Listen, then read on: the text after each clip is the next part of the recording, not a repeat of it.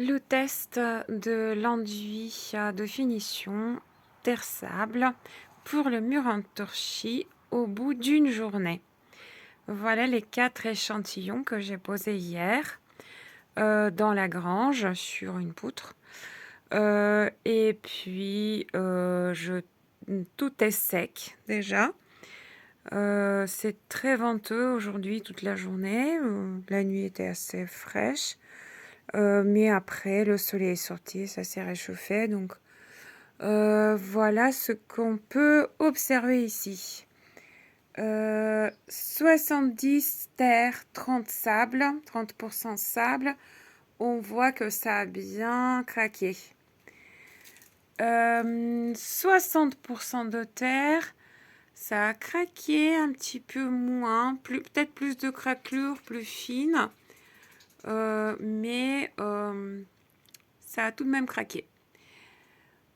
Puis 40% de terre, 60% de sable. Là, ça a l'air vraiment bien et lisse. C'est un peu rugueux, mais la surface, elle est vraiment bien, elle tient bien. Et il n'y a pas de craquelure, en fait, je vois pas trop. Il y a peut-être... c'est pas des craquelures, c'est la pose, tout simplement. Les traces de la pose. Et puis 50-50, là c'était le premier échantillon que j'ai posé. Donc j'ai pas vraiment bien posé, bien lissé, donc c'est un petit peu rugueux. Est-ce que c'est pour ça que ça se présente moins bien, mais il n'y a pas de craquelure non plus. Donc en principe c'est pas mal, peut-être cette partie-là elle est plus ou moins lisse. Et il faut que je choisisse entre 50-50 et 40 terre, 60 sable. Pour moi, pour l'instant, ce n'est pas évident qu'est-ce qui est mieux.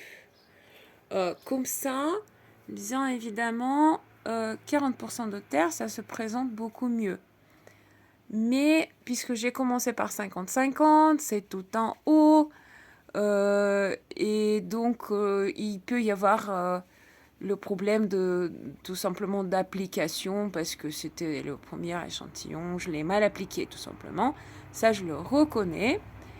Et je ne l'ai pas amélioré quand j'ai vu que c'était pas très bien posé. C'est vrai que ça collait. Le mélange était assez collant. Peut-être il faut quand même choisir 40-60 à partir de ces échantillons-là.